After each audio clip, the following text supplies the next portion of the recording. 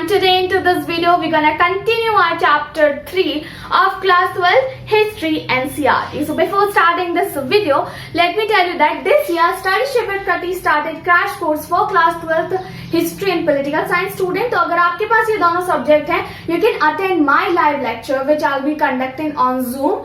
So for this you have to contact me on the given number जो कि मैंने description में add कर दिया है. Beside this, आपको एक और बात बताना चाहूंगी, इट्स अ पेड कोर्स. तो फॉर मोर डिटेल एंड यहाँ पे आप सब देख ही सकते हो क्या क्या आपको इस कोर्स में मिलेगा. उस सब के लिए और आपको और कोई इन्फो चाहिए मुझे डायरेक्ट टेक्स्ट कीजिए. जब भी आप टेक्स्ट करें mention your name and why you texted. ये सिंप्लीफाई करने में मुझे हो जाता है कि लाइक हाँ इसलिए किया होगा. Let's get started with our chapter. Kingship, caste and class हमारा चैप्टर होगा 3. अभी तक हमने हड़प्पन सिविलाइजेशन पढ़ा, किंग्स, फार्मर्स एंड टाउन पढ़ा. ये चैप्टर थोड़ा सा इंटरेस्टिंग है क्योंकि जिन चीजों को लेके आज की जनरेशन सबसे ज्यादा उबल जाती है वो है कास्ट सिस्टम. जिन चीजों को लेके आज की सिस्टम विरोध करता है, आज की जनरेशन विरोध करती है, वो है अनटचेबिलिटी. जिस सिस्टम को लेके हम कहते हैं कि यार जिसको जैसे मैरिज करनी है करने दे, हम उसकी बात करेंगे. The type of thinking that we are having, the type of society we are having, वो किस बिलीफ पे चल रही है और ये बिलीफ एक्चुअली में इमर्ज कहां से हुआ, क्या एक्सेप्टेबल है क्या नहीं है, आइडियल बच्चे कैसे होते हैं, आइडियल पेरेंट्स कैसे होते हैं, आइडियल मैरिज कैसी होती है, एंड मोस्ट इंपॉर्टेंट एक आइडियल सोसाइटी कैसे होती है. So this is what we gonna C.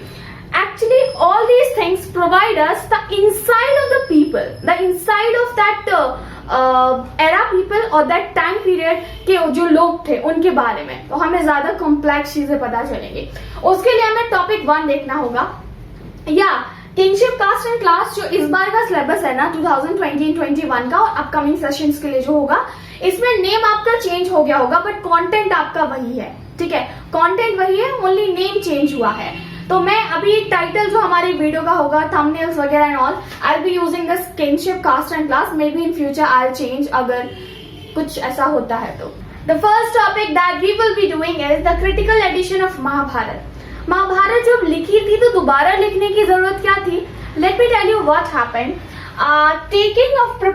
Task of preparing critical edition of Mahabharat was taken under a scholar named V.S. Suthankar. ये संस्कृत स्कॉलर थे और हिस्टोरियन थे जिनके अंडर में ये एडिशन तैयार होता है महाभारत का. Mahabharata was already there but in Sanskrit. लेकिन महाभारत एक बहुत ही डायनामिक टेक्स्ट है. Actually it's a epic of और you can say it's a mahakavya of India. बहुत ही डायनामिक है क्योंकि महाभारत से जुड़ी जो कहानियां हैं वो हर जगह इंडियन सब कॉन्टिनेंट में अलग अलग है. नेपाल में अलग कहानी है, केरल में अलग कहानी है, जम्मू कश्मीर में अलग है, तमिलनाडु में अलग है, तो कर्नाटका में अलग है. तो इन सभी जगह की टेक्स्ट को मिला के और जो कॉमन इसमें वर्सेस थे उनको लिखा गया एंड इनको कंपाइल किया गया एक बुक में.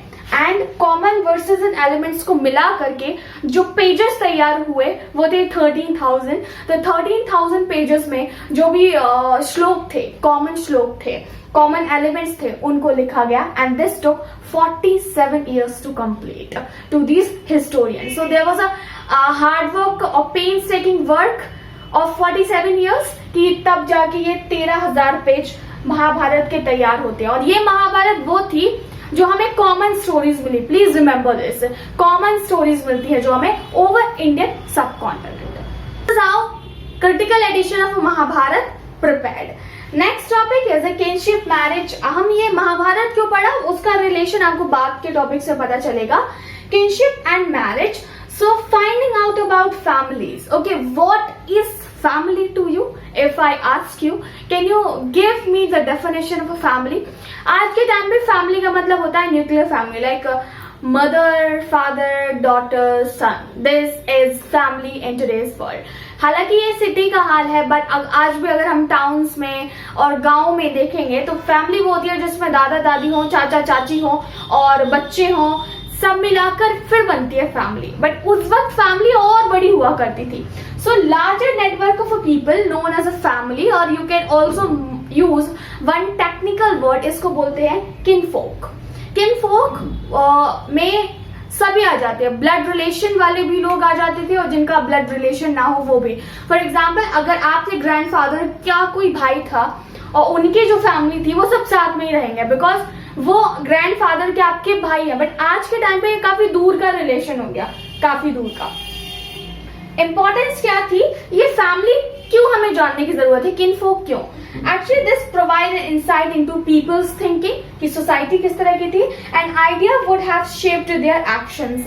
इस आइडिया से उनका एक जो एक्शंस है, एटीट्यूड है, हमें उसके बारे में पता चलता है। 2.2 is going to be the ideal of patriliny. जो आज पेट्रियार्कल सोसाइटी आप देखते हैं, एक्चुअली ये यहीं से शुरू हुई है, क्योंकि इस आइडियल ऑफ पैट्रिलिनी के हिसाब से only son could claim the resources of father, daughter can't. तो ओनली सन्स के पास रिसोर्सेज होंगे इंक्लूडिंग ए थ्रोन। राजा का बेटा ही राजा बनेगा, राजा की जो बेटी है वो राजा नहीं बन सकती है, वो रानी नहीं बन सकती है एक्चुअली, क्योंकि only son could claim. Around 6th century patriliny followed by most ruling dynasties. तो ज्यादातर जो रूलिंग डायनेस्टीज थी वही सभी जो है ये आइडिया फॉलो कर रही थी, आइडियल ऑफ पैट्रिलिनी फॉलो कर रही थी। हाउएवर जब भी ना हिस्ट्री देख लीजिए आप, प्रेजेंट देख लीजिए, जब सोसाइटी एक रास्ते पे चल रही होगी तो कोई ना कोई आपको मिलेगा जो दूसरे रास्ते से जा रहा होगा।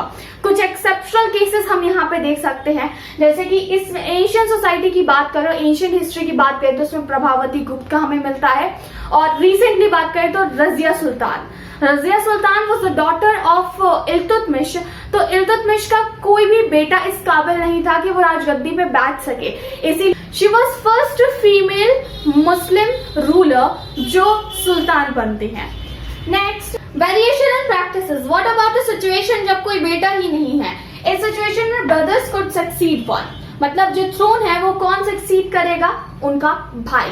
तो इसका एग्जाम्पल हमें मिलता है धृतराष्ट्र एंड पांडु। ये दोनों भाई थे, लेकिन धृतराष्ट्र जो है वो देख नहीं सकते थे, इसकी वजह से पांडु को सिंहासन पे बैठा दिया जाता है, बट उनकी काफी अर्ली एज में डेथ हो जाती है। फिर आते हैं कौन? उनके भाई। वुमेन कुड क्लेम, हालांकि ये जो है एक्सेप्शनल केस था, जैसे कि मैंने बताया। Practice mention in mantras of Rigveda. Rigveda में भी इस प्रैक्टिस का जो है मेंशन किया गया है कि आइडियल ऑफ पैट्रिलिनी के बारे में बताया गया है, बेटे के बारे में मेंशन किया गया है। अब 2.3 is one of my favourite topic into this chapter, क्योंकि इसमें हम पढ़ेंगे different forms of marriage. Rules of marriage क्या थे? Sons were important than daughter, no doubt. Ancient society में मतलब क्रेज था, बेटा नहीं हो तो सबसे बड़ी चिंता हुआ करती थी साम्राज्य का क्या होगा एक राजा के लिए, कौन उसको इनहेरिट करेगा। और परिवार में भी जो छोटे छोटे परिवार हुआ करते थे, even they were not Kings, they were ordinary people, उस वक्त उन लोगों को भी यही चिंता होती थी कि हमारे घर की लेगेसी कौन आगे बढ़ाएगा। Daughters had no claims on resources, किसी भी चीज पे वो क्लेम नहीं कर सकती थी। However recently you must know that supreme court ने अलाउ किया है कि आप प्रॉपर्टी का distribution among man and women, I mean से सन एंड डॉटर बराबर होगा। तो जितने बेटे अधिकार रखते हैं अपने पिता की प्रॉपर्टी को इनहेरिट करने के लिए, उतनी ही बेटियां भी हकदार होंगी। Desirable marriage, exogamy. So if you will see that you will get some terms into your book जिसमें एक्सोगैमी है, एंडोगैमी है and patriliny, these are the definitions जिसमें दी गई हैं इन सभी की टर्म्स की। एक्सोगैमी से मतलब है वो मैरिज जो आउटसाइड द किन की जाए, मतलब जो फैमिली, जो हम यहाँ पे किन फोक की बात कर रहे थे, जैसे कि आपके दादाजी के भाई, उनकी पूरी फैमिली, आपकी पूरी फैमिली, ये सारी एक फैमिली है, ठीक है, ये एक फैमिली है। और जिस व्यक्ति से आपका रिलेशन ना हो, कुछ ना हो, उस मतलब कुल मिला के एक किन फोक से बाहर दूसरे किन फोक में शादी करना was the practice of exogamy. In contrast to this, endogamy was the practice जिसमें शादी किसी डॉटर की एक ही फैमिली में की जाएगी और किन फोक में ही की जाएगी। Belief and practices should be followed and this given rise to belief कन्यादान। कन्यादान जो है एक बिलीफ हुआ करता था, एक फादर की जो मोस्ट इम्पॉर्टेंट ड्यूटी हुआ करती थी वो ये थी कि अपनी डॉटर की वो शादी और अपने डॉटर की मैरिज एक परफेक्ट ग्रूम के साथ करवाएं। और अगर उसने ये रेस्पॉन्सिबिलिटी पूरी कर ली है तो मतलब एक बहुत बड़ा काम ये माना जाता था। सो दिस वाज अ कन्यादान and belief and practices should be followed because these were laid down by धर्मशास्त्र एंड धर्मसूत्र। अब बात करते हैं धर्मशास्त्र एंड धर्मसूत्र जो है वो क्या थे।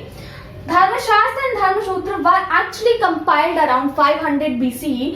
ये बेसिकली वेद से निकल कर आए हैं और इसमें you can ultimately say these are Sanskrit texts written by Brahmans, जिसमें बताया गया है कि एक आइडियल सोसाइटी क्या होती है, पुरुषार्थ क्या है, पुरुषार्थ से हमारा मतलब है गोल ऑफ लाइफ क्या है, इसमें बताया गया है आश्रम क्या है, इसमें बताया गया है कि धर्म क्या है, इसमें बताया गया है कि how actually person should behave, आपको किस तरह से बिहेव करना है, एक सोसाइटी आइडियल कैसे होती है, and everything is given into this book Dharmashastra and Dharma Sutra. Both are different but you can say ये सिमिलर ही है। धर्मसूत्र से जो है धर्मशास्त्र निकल कर आया है। Manusmriti compilation around 200 BCE and 200 CE। So Manusmriti जो है वो धर्मशास्त्र से ही निकल के आई है, ये राजा मनु ने लिखी थी माना जाता है, और इसमें भी वही है कि सिविल लॉ क्या है, क्रिमिनल को पनिशमेंट कैसे दी जाए, एक सिविल सोसाइटी क्या होती है, these are the laws given into this Manusmriti. Brahmans universal validity, actually Brahmans prepared these books. Okay, so they make sure कि सोसाइटी में लोग हैं वो सभी कायदे कानून बनाए रखे और कोई गलत काम ना करे, कोई भी जो है ये रूल्स तोड़े ना, और अगर तोड़ता है वो तो उसको भगवान का क्रोध झेलना होगा, ठीक है। एंड ब्राह्मण्स को उस वक्त यूनिवर्सल वैलिडिटी मिली थी, मतलब इक्वल टू गॉड। ब्राह्मण्स ने जो कह दिया उसकी इधर उधर कुछ नहीं हो सकता। You can also see that कि अगर आपके घर में आपके फैमिली वाले पंडित में बिलीव करते होंगे और यू नो इस ट्रेडिशन में बिलीव करते होंगे, देश से पंडित जी ने ऐसा कहा है, बिल्कुल हम ऐसा नहीं करेंगे, इस डेट को ही यही कार्य होगा। कई सारे लोग बहुत मानते हैं, कई सारे लोग जो है, हम सभी मानते हैं एक्चुअली बिलीफ को, बट कई सारे लोगों का यही लिमिट ज्यादा रहता है और कई का कम रहता है। For example we all know that कि अगर हमारे घर में कोई फंक्शन होना होता है, कोई ऑस्पिशियस ओकेजन है, किसी ने नया घर बनवाया, किसी घर में मैरिज है, of course we consult with a pandit, like the date वो मेंशन करेंगे, हम उस दिन ये शुभ काम करेंगे। बट कई सारे ऐसे लोग होते हैं जो छोटे छोटे काम भी ना पंडित जी से पूछ के करते हैं, पंडित जी आज हमें जो है बाहर जाना चाहिए, आज हमें इस जॉब के इंटरव्यू के लिए जाना चाहिए, क्या मेरी नौकरी लगेगी, एंड एवरीथिंग। एड्स देख लो यार, टीवी में काफी आते हैं। मैं थोड़ा ज्यादा डिटेल में चली गई क्योंकि मैं काफी ज्यादा फ्रस्ट्रेटेड हूँ इन सब एडवर्टाइजमेंट को देख के। Next, types of marriage. अब देखिए ब्राह्मण्स के हिसाब से there are 8 forms of marriage, like you can also say Manusmriti के हिसाब से 8 फॉर्म्स ऑफ मैरिज जो है वो बताई गई है। यू कैन सी है ऑल टाइप ऑफ मैरिजेस। इनमें क्या डिफरेंस है वो भी करेंगे हम। 4 forms of marriages among these are acceptable by Brahmans. Brahmans इनको एक्सेप्ट करते हैं, बाकी जो 4 फॉर्म्स ऑफ मैरिजेस हैं उनको एक्सेप्ट नहीं किया गया है। Next one is the types of marriages. So there are basically 8 forms of marriages जिनका मेंशन हमें मनुस्मृति में मिलता है। 8 तरह के विवाह होते हैं। 4 among these are acceptable by Brahmins और जो बाकी के 4 हैं वो नहीं है acceptable. So as you can see the list कि कौन कौन से वो 8 forms of marriages होते हैं, one by one देखते हैं कि असल में उससे मतलब क्या है। Number 1 is a Brahma marriage. This was one of the purest form of marriage considered among all these 8 forms of marriages. इसमें जो ब्राइड की फैमिली है वो अपनी डॉटर के लिए एक ऐसा ग्रूम ढूंढेगी जिसके पास नॉलेज है वेद की, and this was the deciding factor. इसमें मनी का कोई रोल नहीं है, डाउरी का कोई रोल नहीं है, क्योंकि डिसाइडिंग फैक्टर है कि जो ग्रूम है that should be well versed in Veda. So this was a Brahman marriage. Second was a Deva marriage. In Deva marriage family is unable to find perfect match for their daughter, and at the end they decided to give their daughter to priest as a dakshina. तो वो अपनी daughter को दक्षिणा के रूप में किसी priest को दे देंगे, and this is how Deva marriage इसको बोला जाता है। Arsha marriage. This form of marriage, एक पिता अपनी बेटी की शादी करेगा टू अ सेज, एक ऋषि से, in exchange of a cow, मतलब वो अपनी बेटी देगा उसके बदले में काउज लेगा। सो दिस वाज अर्श marriage. The fourth one was Prajapati marriage. In this form of marriage father अपनी बेटी की शादी एक ऐसे पर्सन से करेगा जो कि सेक्युलर है, and will allow his daughter to follow his religion even after marriage. And इस मैरिज में किसी भी तरह का ट्रांजैक्शन नहीं हुआ करता था, मतलब कोई भी तरह की जो है डाउरी नहीं दी जाती थी. This was a Prajapatya marriage and these 4 marriages were acceptable to Brahmins and under Manusmriti में भी जो है इनको एक्सेप्ट किया गया है. अब इसके बाद आती है नेक्स्ट 4 मैरिजेस जिनको बिल्कुल भी एक्सेप्ट नहीं किया जाता था. Fifth one is Gandhar marriage. Gandhar marriage is like, इसमें म्यूचुअल कॉन्सेंट है किसका, ब्राइड का एंड ग्रूम का. हाँ, और you can also say ultimately it's a love marriage. So love marriage is also not acceptable in today's society and इसको मनुस्मृति में भी एक्सेप्ट उतना नहीं किया गया है. लेकिन जो लास्ट की 3 मैरिजेस हम पढ़ेंगे वो सबसे बेकार बताई गई हैं as per Manusmriti. Sixth one is going to be Asura marriage. Asura marriage. 7th one is Rakshasa marriage and 8th one is Pishacha marriage. अब मैं आपको राक्षस एंड असुर में डिफरेंस बता देती हूँ. असुर वो होते हैं those who live in underground world. ठीक है, अंडरग्राउंड वर्ल्ड इज लाइक नर्क में, और जो कि हमने देखा नहीं है, we don't know where it is.